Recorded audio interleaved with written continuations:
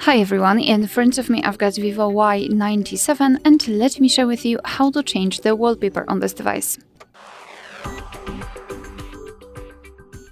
So let's start with opening the settings, and here we have to scroll and find lock screen, home screen and wallpaper.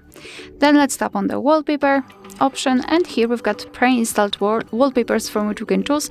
Of course, you can tap on download more, and here you've got more beautiful free options from which you can choose. So maybe let's start with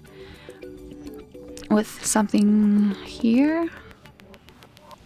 Maybe technology. No. All right. Maybe those.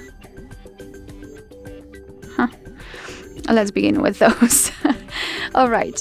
So after finding the perfect wallpaper, simply tap on it, and now you can tap on download. Your device will download it. Of course, you need the internet connection, and then tap on apply. Now you can decide where you want to set it, so as a lock screen, home screen, or both, or you can also crop the wallpaper. I will simply tap on set on both.